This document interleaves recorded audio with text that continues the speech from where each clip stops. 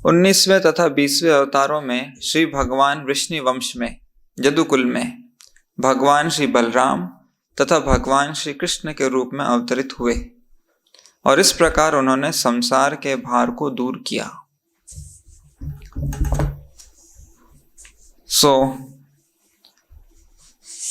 भगवान के नाना अवतारों की चर्चा चल रही है और अभी 19वें और 20वें तक हम पहुंचे हैं। सॉरी, तो इसमें अभी भगवान बलराम और भगवान श्री कृष्ण इनके अवतारों का वर्णन है। करेक्ट। और सब लोग आतुर रहते हैं इनकी लीला सुनने के लिए। अब यहां पर वर्णन है इस प्रकार, भुवो भगवान अर्हत भरम। भुव मतलब जगत का, संसार का, भगवान अर्हत भरम। सो भगवान ने क्या किया है, जो भार है वो मिटाया। अभी भगवान अवतार क्यों लेते हैं?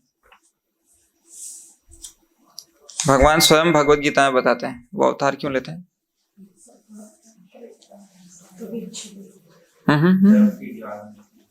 धर्म की ग्लानि करने के लिए। हाँ, जब धर्म की ग्लानि होती है तो श्लोक आता है किसी को,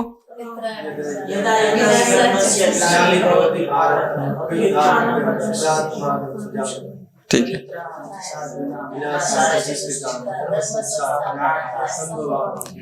करेक्ट। इस तरह से भगवान स्वयं बताते हैं साधुओं की रक्षा के लिए, दुष्टों के संहार के लिए और धर्म की पुनः स्थापना करने के लिए। जब जब धर्म की ग्लानि होती है तब तब धर्म संस्थापनार्थाय, धर्म की संस्थापना करने के लिए। और यही उद्देश्य यहाँ पे बताया गया है।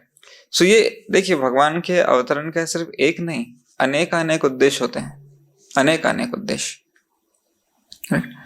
और जो जितना गहराई में भगवान को जानता है, समझता है, उसको भगवान के अवतार का उतना डीप पर्पस या इंटेंशन पता चलता है कि क्यों आए।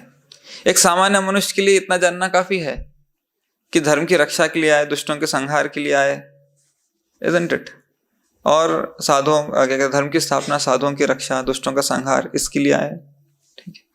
लेकिन जैसे जैसे भक्त आगे बढ़ता है उसको पता चलता है कि ये सिर्फ मैनेजमेंट का प्रोग्राम नहीं था भगवान का। करेक्ट। पुलिस वाला काम होता है ना एक, कि जहां थोड़ा सा ऐसे गुंडागर्दी है तो उसको दुष्टों का संहार करो, धर्म की रक्षा करो, धर्म की पुनर्स्थापना करो, साधुओं की रक्षा करो। तो भगवान सिर्फ मेंटेनर नहीं है, सिर्फ पालन करता नहीं है। करेक्ट। पालन करता, इस सृष्टि का पालन करना और ये कहते हैं जीवों को उनकी आवश्यकताएं प्रदान करना, ये सब वास्तविक जो भगवान है, भगवान कृष्ण, गोलोक के जो भगवान कृष्ण है, उनका काम ही नहीं है, उनका रोल ही नहीं है ये। भगवान कृष्ण जो है सुप्रीम इंजॉयर है। सुप्रीम इंजॉयर का मतलब क्या है? परम भोक्ता। वो सदा आनंद में लीलाएं करते हैं। दौड़ दौड़ के आना, अरे दुष्टों ने तो गड़बड़ कर दी। लेकिन हम देखते हैं भागवतम में कि भगवान ने आके दुष्टों को ही मारा। तो प्रभुपाद बताते हैं, कृष्णा बुक पढ़ी है सबने? हाँ, उसके इंट्रोडक्शन में क्या बताते हैं प्रभुपाद?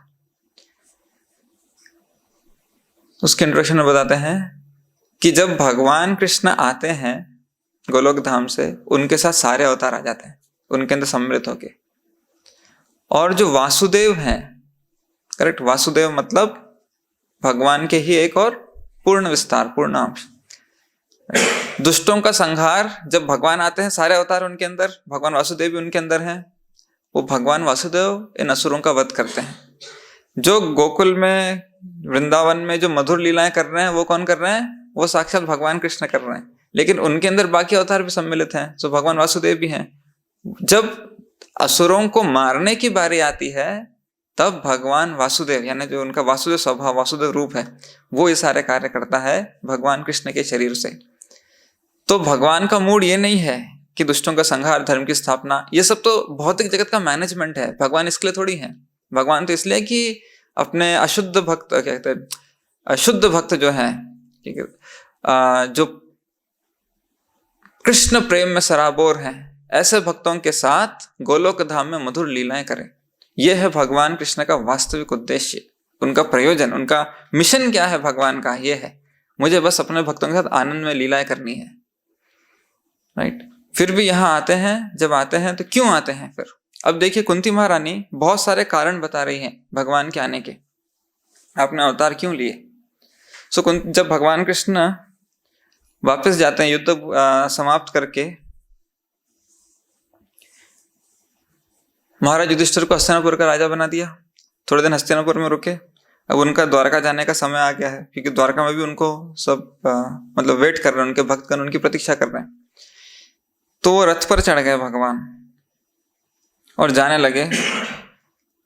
सबसे पहले वो जाने वाले थे तो महाराज युधिष्ठिर ने थोड़ा सा निवेदन किया, रुक जाइए, तो 3 महीने और रुक गए। फिर दोबारा जाने वाले थे, फिर निवेदन किया, लेकिन इस बार अब जाना ही था, कब तक रुकेंगे? द्वारका में भी तो उनका बहुत सारा काम पेंडिंग है कि नहीं, और भक्त वेट कर रहे हैं, द्वारका वाले भक्तों को भी तो भगवान के दर्शन करने हैं।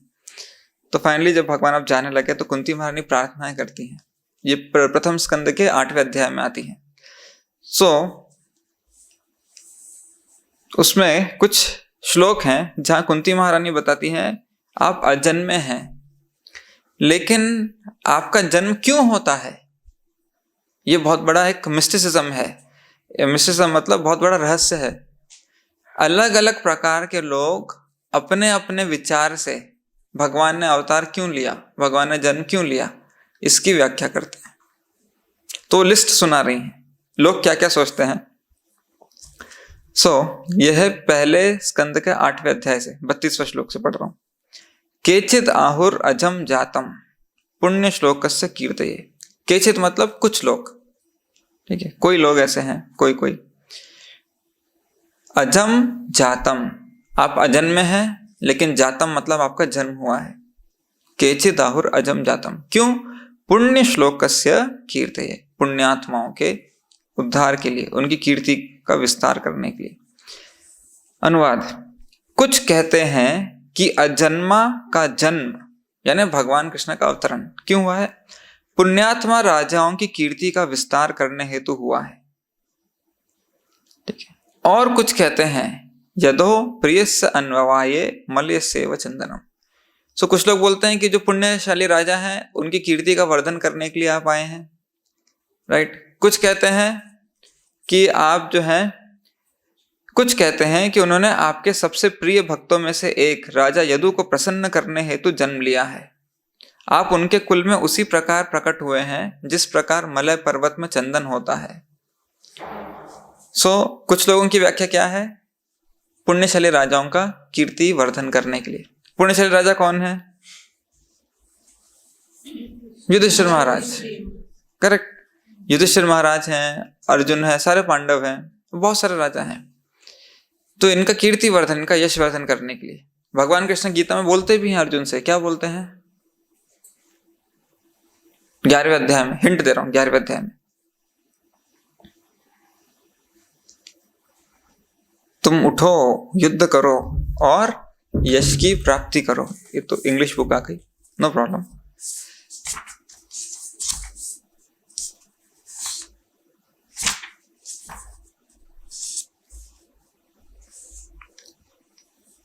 तस्मात् तम उत्तिष्ठ यथो यशो लभस्व जित्वा शत्रुन् भुंक्ष्य राज्यं समृद्धम मयि वैते निहिता पूर्वमेव निमित्त मात्रम भव सव्यसाची। यहाँ पर बोला है तस्मात् उत्तिष्ठ यशो लभस्व, therefore get up and prepare to fight. After conquering enemies you will enjoy a flourishing kingdom. They are already put to death by my arrangement and you O Sabyasachi can be but an instrument in the fight. भगवान बोलते हैं यशो लभस्व। यशो लभस्व मतलब तुम यश को प्राप्त करो। अब इसमें रोचक बात क्या है? रोचक बात यह है कि भगवान ने ऑलरेडी इनको मार दिया, करेक्ट। हिंदी गीता नहीं है, मैं आपको पढ़ के सुनाता हूं। भगवान कृष्ण ने ऑलरेडी इनको मार दिया है, राइट। और भगवान ने क्या बोला है अर्जुन से, तुम 5 पांडवों के अलावा यहां से कोई भी जीवित वापस नहीं जाएगा। तो पूरा प्रोग्राम तो भगवान ने ऑलरेडी सेट कर दिया है, इज इट नॉट? तो फिर अर्जुन से करवा क्या रहे हैं? ये करवा रहे हैं पुण्यात्मा राजाओं की कीर्ति का विस्तार। तुम बस तीर चलाओ, प्राण तो मैंने पहले लिए, तुमको तीर चलाने के लिए इतना यश मिल जाएगा, प्राण लेने के लिए नहीं, तीर चलाने के लिए यश मिलेगा, isn't it? अर्जुन को क्या करना है? तीर चलाना है। अगर अर्जुन तीर नहीं भी चलाएंगे, भगवान ने क्या घोषणा कर दी, यहां से कोई भी जीवित वापस नहीं जाएगा। तो एक्चुअली यश किसको मिलना चाहिए? एक्चुअली यश मिलना चाहिए भगवान कृष्ण को, लेकिन वो यश किसको दे रहे हैं? वो यश दे रहे हैं अर्जुन को। यस, तो ये चीज कुंती महारानी मिल गया।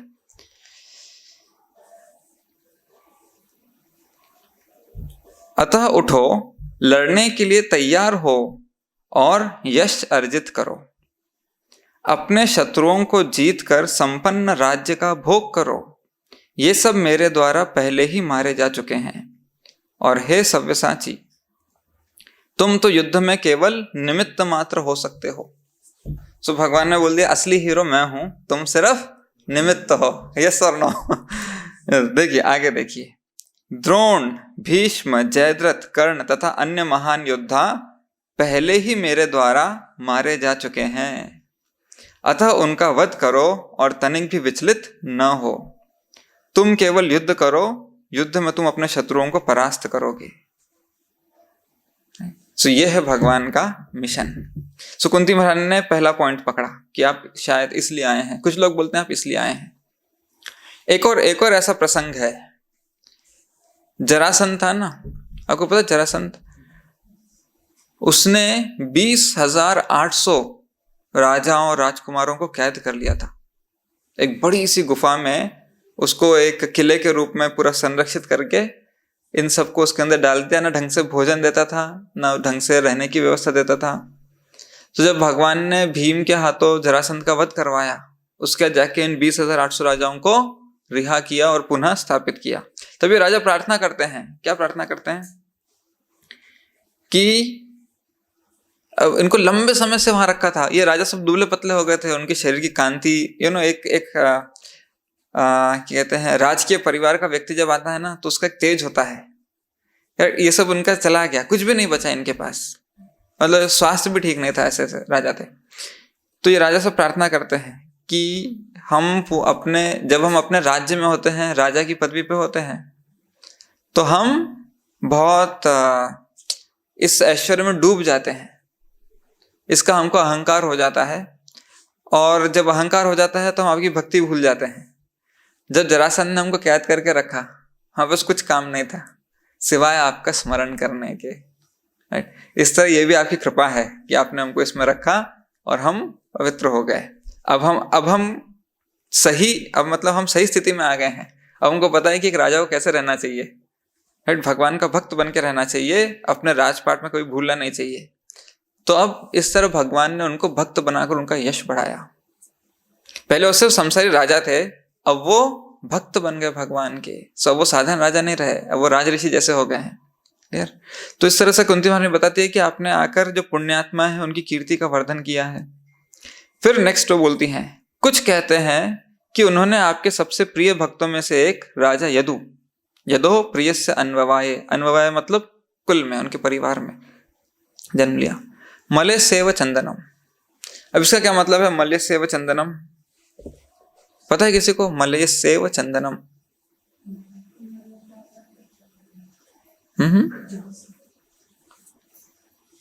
मलय पर्वत है एक, उसके ऊपर चंदन उगता है।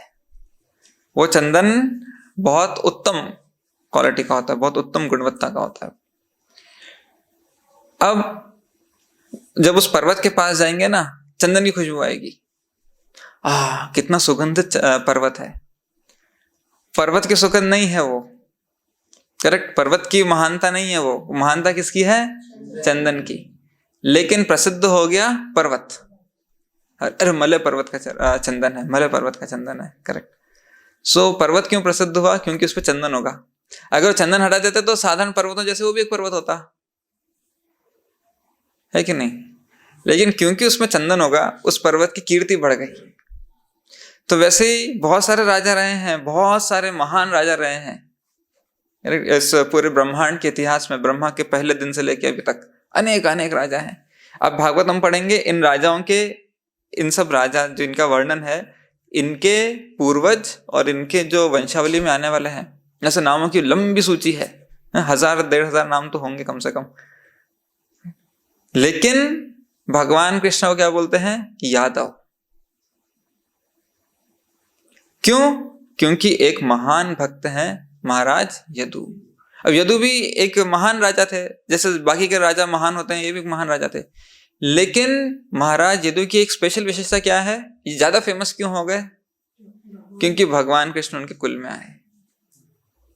करेक्ट, भगवान कृष्ण उनके कुल में आए तो वो फेमस हो गए। राइट। सो भगवान आते हैं तो सबको फेमस कर देते हैं। देखिए बहुत अच्छे से भक्ति रसामृत सिंधु में, अन्य शास्त्रों में बताया है कि कोई व्यक्ति जो है वो अपने आप में बहुत सुंदर होता है दिखने में, लेकिन जब वो सही आभूषण पहनता है, करेक्ट, जैसे कान में कुंडल है, हार है, जो भी है, बाकी के कंगन, ब्रेसलेट जो भी है, आर्मलेट्स, जब वो ढंग के आभूषण पहनता है तो उसकी सुंदरता बढ़ जाती है। करेक्ट। तो व्यक्ति की सुंदरता आभूषणों से बढ़ती है। लेकिन भगवान के केस में ऐसा नहीं है। भगवान के केस में कैसा है? भगवान आभूषण पहनते हैं तो आभूषण सुंदर लगने लग जाते हैं। भगवान पहले ही इतने सुंदर हैं। राइट। सो भगवान चाहे किसी कुल में जन्म ले, वो कुल ग्लोरीफाई हो जाएगा, कीर्तिमान हो जाएगा। भगवान आभूषण वस्त्र धारण करे तो वो कीर्तिमान हो जाएगा। भगवान किसी मित्र मैत्री करे तो व्यक्ति ग्लोरीफाई हो जाएगा। तो भगवान इतने असीम रूप से यशस्वी हैं, वो जहां भी, जिससे भी, जो भी उनसे जुड़ता है वो यशस्वी हो जाता है। सो कुंती महारानी बोल रही है कि आपने महाराज यदु को यशस्वी बनाया। महाराज यदु कौन है? किसके पुत्र हैं? पता है किसी को? महाराज यदु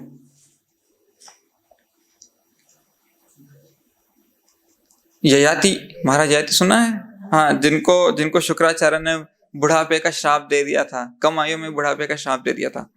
तो उनके 4 पुत्र थे, उनमें से एक है महाराज यदु। ये वही महाराज यदु हैं जो आगे जाके भगवान कृष्ण के पूर्वज बने, है ना, उनके वंश में भगवान कृष्ण आए।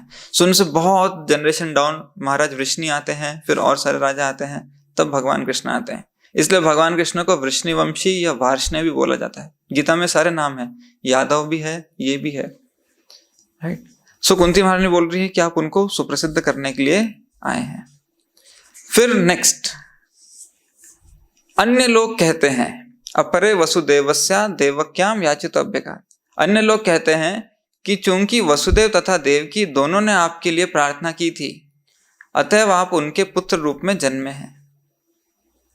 तो सब लोग आपस में चर्चा करते हैं ना कि क्यों आए भगवान। सबको लगता है कि मेरा कारण ही सर्वोपरि कारण है, मैंने सीक्रेट पता कर लिया, अब मेरे को पता चल गया भगवान क्यों आए। राइट। लेकिन भगवान, आगे आप देखेंगे भागवतम में, अभी कुंती महारानी आगे बताएंगी, उनके आने का एक अलग ही रीजन है।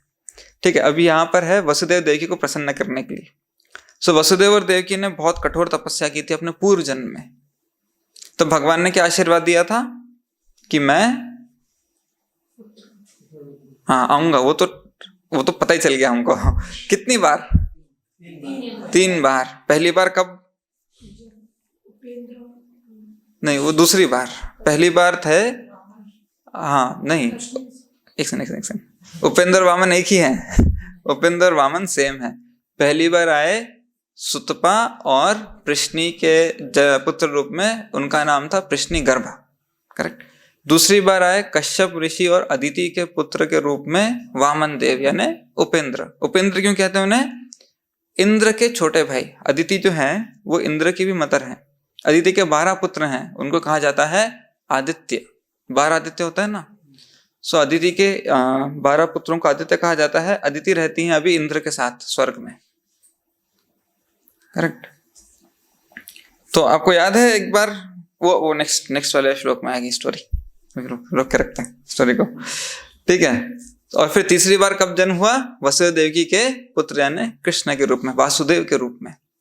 तो इस तरह से कुछ लोग ये व्याख्या करते हैं। फिर आगे, निस्संदेह आप अजन्मा है, फिर भी आप देवताओं का कल्याण करने तथा उनसे ईर्ष्या करने वाले असुरों को मारने हेतु जन्म लेते हैं। चौथा रीजन क्या बताया? देवताओं का कल्याण करने के लिए, राइट। असुर उनको तंग करते हैं तो आप अवतार लेते हैं। ऐसा भगवान ने बहुत बार दिखाया। अघासुर है, धेनुकासुर है, पूतना है, केसी है, अरिष्टासुर है, इतने इतने सारे असुर है, तृणावर्त है। इन सब से देवता भी घबराते थे, करेक्ट। इन सब से देवता भी घबराते। जब जब भगवान ने एक एक असुर का वध किया है, देवता ने तुरंत आकर पुष्प बरसाए। हाँ, एक संकट टला। Yes sir. यस। तो ये असुर इतने पावरफुल थे अपने तपस्या से कि वो देवताओं से भी आगे निकल गए। ऐसे एक असुर था, उसका नाम था नरकासुर, करेक्ट। सो नरकासुर ने, हाँ अब वो इंद्र और अदिति की कहानी आती। सो नरकासुर ने बहुत सारी चीजें छीन ली थी देवताओं से। वरुण की छतरी छीन ली थी, मणिपुष्पक पर्वत छीन लिया था, और अदिति के कुंडल छीन लिए थे।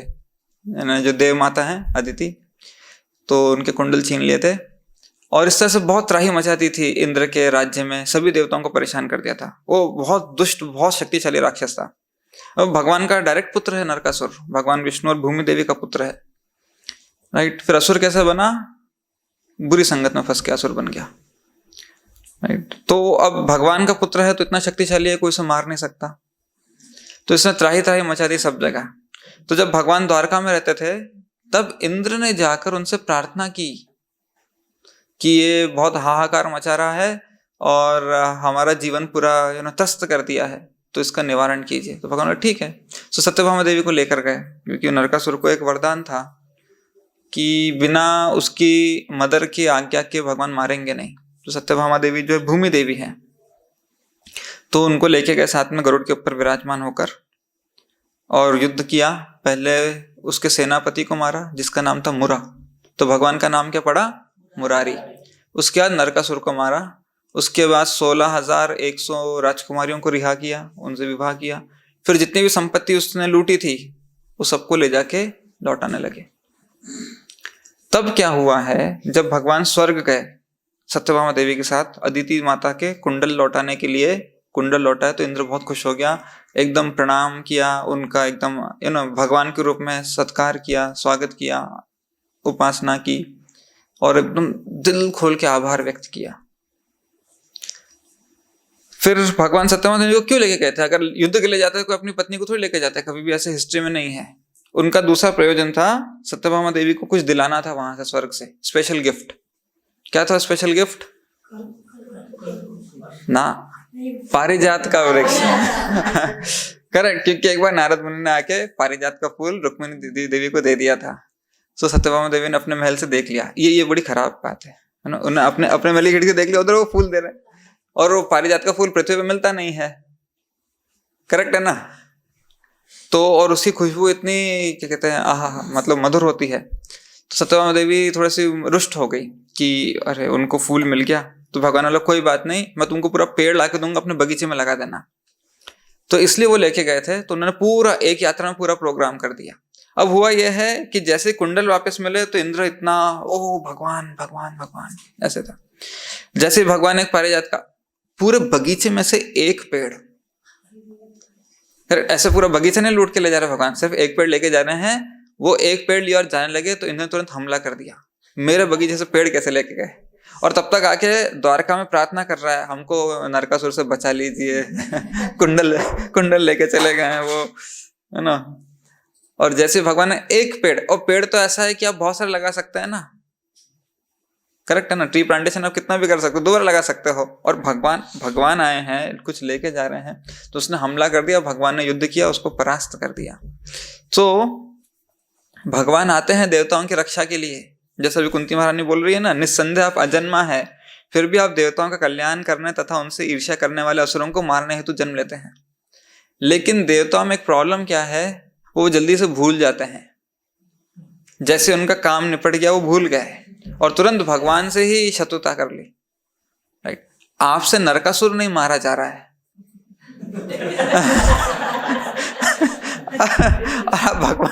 भगवान पर हमला बोल रहे हैं, करेक्ट।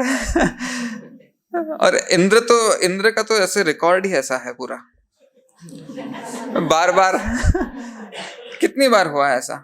समुद्र मंथन के समय भी भगवान से जाके प्रार्थना की, बचा लीजिए। बलि महाराज ने आक्रमण करके राजपाट ले लिया, भगवान से जाके प्रार्थना की।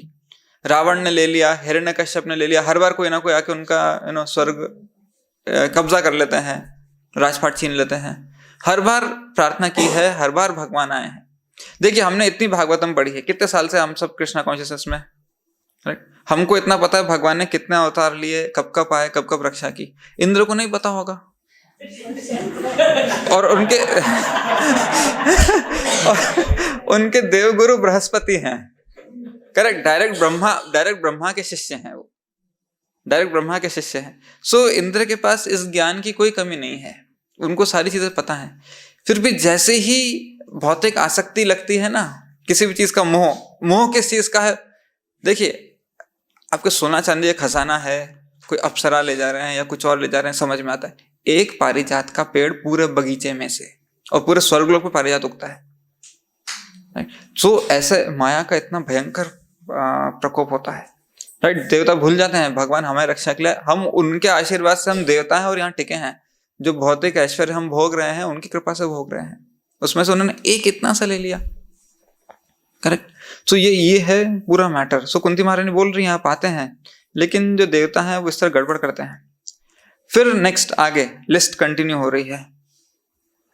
दूसरे कहते हैं कि जब ये संसार बाहर से बोझिल समुद्री नाव की तरह अत्यधिक पीड़ित हो उठा तथा आपके पुत्र ब्रह्मा ने प्रार्थना की तो आप कष्ट का शमन करने हेतु अवतरित हुए, राइट? सो हम पढ़े थे ना अभी यहाँ पे 23वें श्लोक में कि भगवान आते हैं, क्यों आते हैं? बार बार भार को कम करने के लिए। यस, कहाँ क्या हुआ?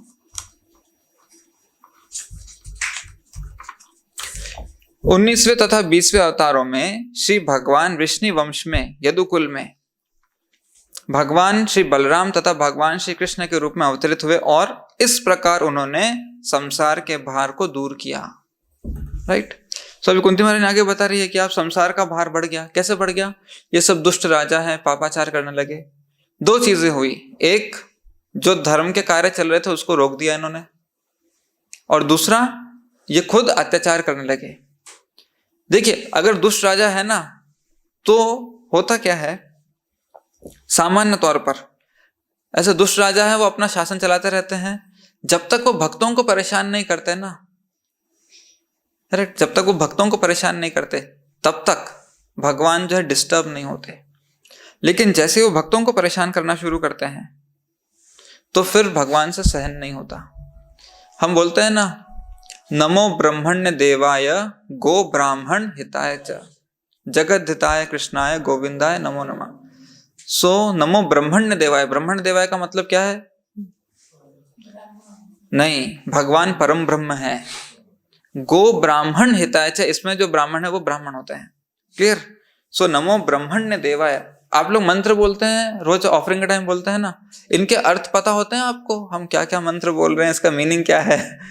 ये आश्रय का एग्जाम पास करने के लिए फटाफट याद कर लो, बस प्रभु जी पूछेंगे तो पता होना चाहिए। नमो ब्रह्मण्य देवाय गो ब्राह्मण हिताय च।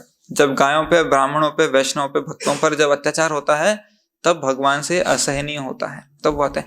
आपस में असुर राजा कुछ भी करे, किसी को भी तंग करे, वो माया देवी के अंडर आता है, समझे? माया देवी देखेंगी क्या सजा देनी है क्या नहीं देनी।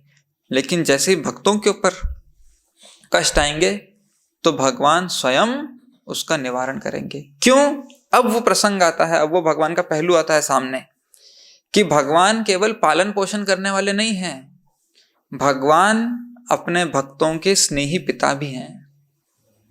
जब पुत्र पे संकट आता है तो पिता स्वयं जाकर अपने पुत्र की रक्षा करते हैं, करेक्ट? तो भगवान कितनी बार गीता में बोलते हैं? आपने पढ़ा कितनी बार भगवान ने बोला है कि मैं आऊंगा और मैं उद्धार करूंगा। भगवान ऐसा नहीं बोला कि मैं किसी को भेजूंगा, राइट? आपको 2-3 श्लोक इंग्लिश, कोई बात नहीं। 9.22, राइट? अध्याय 9 श्लोक संख्या 22। यस, अनन्यास चिंतयन्तो माम ये जना पर्युपासते तेषाम नित्याभियुक्तानाम योगक्षेमम वहामि अहम। वहामि अहम, अहम मतलब मैं। किसके लिए? अनन्यास चिंतयन्तो, जो लोग अनन्य भाव से भगवान का चिंतन करते हैं, कहीं और मन नहीं लगाते, किसी और चीज में, किसी और वस्तु में, किसी और व्यक्ति में, केवल अनन्य भाव से भगवान का चिंतन करते हैं। भगवान क्या करते हैं उनके लिए? स्वयं आते हैं। भगवान ये नहीं बोलते मैं किसी को भेज दूंगा आपके रक्षा के लिए, नहीं। योगक्षेमम वहामि अहम, मैं स्वयं आऊंगा। To them I carry what they lack, उनके पास जिस चीज की कमी है वो मैं लेकर आऊंगा, मैं उपलब्ध कराऊंगा। And preserve what they have, और जो कुछ है उसकी मैं रक्षा करूंगा। करेक्ट। सो भगवान बोलते हैं मैं स्वयं ये भार उठाऊंगा अपने ऊपर। ये भगवान का प्रेम है। फिर आगे 12वें अध्याय में भगवान क्या बोलते हैं? 6-7 श्लोक में, तेषाम अहम समुद्धरता मृत्यु संसार सागरात भवामि न चिरात पार्था मया वेशित चेतसा। तेषाम अहम समुद्धरता। करेक्ट। अहम समुद्धरता का मतलब है मैं स्वयं आके उनका उद्धार करूंगा। मृत्यु संसार सागरात, इस मृत्यु संसार से मैं स्वयं आके उनका उद्धार करूंगा। सो बार बार सर्वधर्मान परित्यज्य माम एकम शरणं व्रज अहम त्वाम सर्व पापेभ्यो। मैं मोक्ष शमी मा शुचा, मैं व्यक्तिगत रूप से, अहम मतलब मैं। Correct. So abandon all varieties of religion and just surrender unto me, I shall deliver.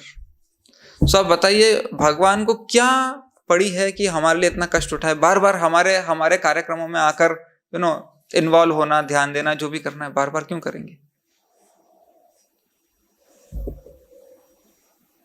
क्यों करेंगे? क्योंकि उनको हमसे स्नेह है। जब भगवान देखते हैं कि मेरा भक्त मेरे प्रति इतना स्नेही है, भगवान भी भक्त के प्रति उतने स्नेही हो जाते हैं। एक और है 10वें अध्याय में 10वां श्लोक है, तेषाम सतत युक्तानाम भजताम प्रीति पूर्वकम ददामि बुद्धि योगम तम ये नमाम उपयांति ते। ददामि बुद्धि योगम तम, मैं उसे वो बुद्धि देता हूं जिसके द्वारा वो मेरे पास आ सके। सो हमारे इस भौतिक जीवन में जो हमारा जीवन चल रहा है, अगर हम भगवान को पकड़ के रखेंगे, भगवान पर्सनली, व्यक्तिगत रूप से हमारे जीवन में ध्यान देंगे।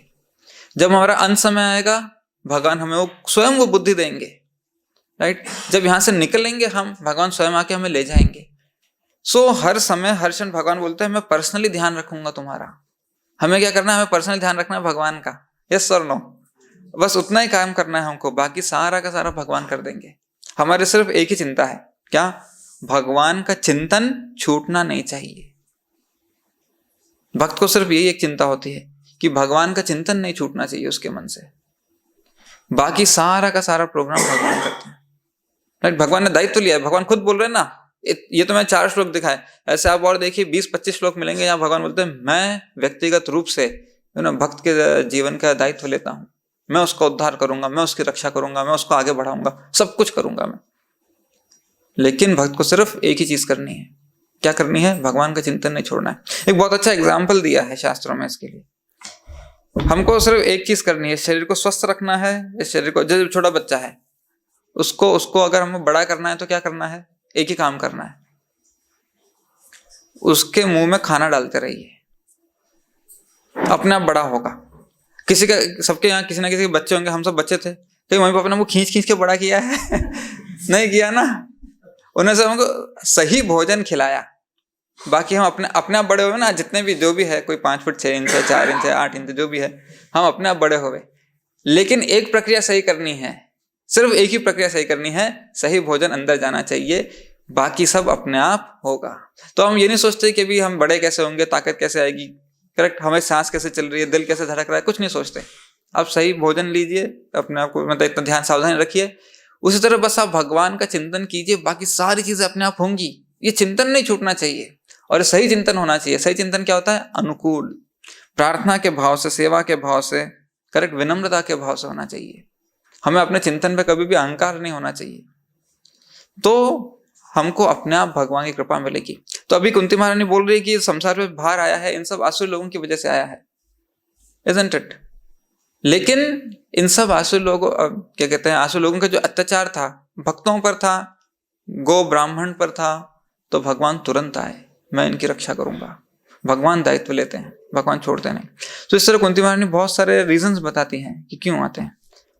लास्ट में वो बताती हैं, तथा कुछ कहते हैं कि आप श्रवण, स्मरण, पूजा आदि रूपी भक्ति को पुनः जागृत करने हेतु प्रकट हुए। राइट, ये उनके इस श्रृंखला का आखिरी श्लोक है। जिससे भौतिक कष्टों को भोगने वाले बद्धजीव इसका लाभ उठाकर मुक्ति प्राप्त कर सकें। श्रील प्रभुपाद बताते हैं कि यस, भगवान इसलिए आते हैं, क्यों? इस संसार में फंसे हुए लोगों को अपनी अद्भुत मधुर लीलाएं दिखाते हैं, आकर्षित करते हैं कि मेरे पास आओ। तुमको मेरे पास आओगे, दिन भर बस खेलना है, कूदना है, हंसना, बोलना, खाना पीना है। अच्छा, कोई पढ़ाई नहीं है, कोई जॉब नहीं है, कोई टाइम से बिजनेस नहीं खोलना है, कुछ नहीं करना है, नहीं, बस पूरा दिन आनंद। अब ऐसे लोग होते हैं। देखिए, अभी इसमें भी है ना, एक कैच है, एक वो है, स्पेशल पॉइंट है। क्या? बहुत सारे लोग होते हैं जिनके पास बहुत पैसा है, ठीक है, वो उनका जन्म ही करोड़पति परिवार में होता है, वो कुछ काम नहीं करते। तो आप उनसे पूछे क्या करते हो? बस हम दिन भर एंजॉय करते हैं, पार्टी करते हैं, घूमते हैं, फिरते हैं। लेकिन वो सच नहीं है, आपको पता है क्यों? क्योंकि किसी के अंदर इतनी क्षमता नहीं है कि वो दिन भर पार्टी कर सके, दिन भर घूम सके, दिन भर एंजॉय कर सके। ये शरीर सीमित है, इसकी क्षमता सीमित है, ठीक है। आप कितना भी कर लीजिए, एक बार थक के हो जाएंगे। इतने सारे नाना प्रकार के स्वादिष्ट व्यंजन है, इतना सा पेट है, कितना खा सकते हैं? करेक्ट। तो हमारे पास सुविधा है, लेकिन हमारे पास क्षमता नहीं है। सुविधा सारी है, नो डाउट, लेकिन क्षमता नहीं है। भगवान ऐसी जगह आमंत्रित कर रहे हैं हमें कि आ जाओ, सुविधा भी मिलेगी और असीम क्षमता मिलेगी। जितना एंजॉय करना उतना एंजॉय करो, एंजॉय एंजॉय एंजॉय एंजॉय करते रहो। और ऐसा एंजॉयमेंट है, अब कितना एंजॉय करें, खा खा के बोर हो गए। किसी का फेवरेट होता है ना, बेसन का लड्डू होता है या सोन पापड़ी होती है, कुछ भी होता है, फेवरेट होता है। तो खा खा के आप उसको रोज खिलाइए, दिन में 3 बार। आपका फेवरेट है ना, रोज 3 बार खाओ। तो दूसरे तीसरे दिन बस इसको हटाओ, डब्बे को हटाओ यहाँ से, हे सर ना, है ना। तो अरे ये तो एंजॉयमेंट है ना, नहीं, बोर हो गया, अभी चेंज करो। तो बोर भी हो जाते हैं। भगवान ने माया ऐसी बनाई है, लेकिन भगवान हमें वहां बुला रहे हैं। और वहां का आनंद कैसा है? आनंदाम्बुधि वर्धनम। वहां का आनंद बढ़ता है, बढ़ता है, बढ़ता है, और एंजॉयमेंट, और एंजॉयमेंट। और कृष्णा तो अनलिमिटेड है, वो तो अनलिमिटेड एंजॉयमेंट सप्लाई कर सकते हैं, करेक्ट। और जीव भी अनलिमिटेड कैपेसिटी वाला है। बस कृष्ण और जीव आत्मा जो है, सारे के सारे भिड़े हुए एंजॉय करने में, दिन भर यही चल रहा है। इसकी छोटी सी झलक दिखाई है वृंदावन में, छोटी सी झलक। बोल रहे हैं आ जाओ, ऐसा जीवन चाहिए है, करेक्ट। ये धुएं प्रोड्यूस करने वाली फैक्ट्री में काम करके काला होना, मुरझाना, है ना। उसके बाद फिर बैक पेन हो गया, फिर बीपी हो गया है, शुगर हो गया है, आंखों की रोशनी, दांत गिर रहे हैं, ऐसा जीवन चाहिए है। और हर जन्म में आपको ये सब दोबारा दोबारा मिलेगा, है कि नहीं। कितने साल एंजॉय कर सकता है? 50 साल तक एंजॉय कर सकता है आदमी। उसके बाद फिर बाकी के 20 साल बस अभी आंखों की रोशनी चले गई, जोड़ों का दर्द शुरू हो गया, शुगर हो गया, कैंसर हो गया, कुछ भी हो गया, ऐसे दांत गिर गया, अभी नकली दांत लगा के एंजॉय कर रहे। तो हर जन्म में आपको यही काम करना है। फिर से अगले जन्म में फिर 50 साल के हो गए, फिर नकली दांत का सेट लगवाओगे, बोर नहीं हो जाओगे? मेरे पास आ जाओ। कोई समझदार व्यक्ति थोड़ा शांति से है ना 5 मिनट अभी साइड में बैठ के सोचे, हाँ यार हम यही तो कर रहे हैं। फिर नेक्स्ट जन्म में 2 बच्चे पैदा किए, फिर अरे ये पढ़ता नहीं है, इसका अभी इसका एडमिशन नहीं हो रहा है, करेक्ट। फिर इसकी शादी करा के सेटल कराना है, अरे लोन लिया एजुकेशन का, इसको यूएस भेजना है। फिर चलो सेटल हो गए, हाँ अब मरने का टाइम आ गया। अब नेक्स्ट जन्म में फिर 2 बच्चे, अब इन 2 बच्चों की शादी कराओ, फिर इनका एग्जाम, इनकी पढ़ाई, इनका अब बार बार जन्म ले रहे हो 2 बच्चों को सेटल करने के लिए। तो अगर शांति सोचो, और भगवान बोल रहे हैं इधर आ जाओ मेरे पास, ये तो चलता रहेगा, करेक्ट। तो तुम नहीं कराओगे, मैं इन 2 बच्चों को किसी और के पास भेज के सेटल करवा दूंगा। तो क्यों? है कि नहीं? भगवान के बच्चे हमारे बच्चे थोड़ी हैं। हम सोच रहे मेरे बच्चे, भगवान बोले सारे के सारे जीव मेरे बच्चे हैं। वो छोड़ के नहीं भगवान मेरे बच्चे हैं। तुम भी मेरे बच्चे हो, मैं भी मेरे बच्चे हैं। तुमसे ज्यादा फिक्र तो मुझे इन बच्चों की, करेक्ट। लेकिन तुमको शौक था तो मैंने भेज दिए, लो शौक पूरा करो। अब आ गया ना, अब नहीं हो रहा भगवान, है कि नहीं? हो गया शौक पूरा।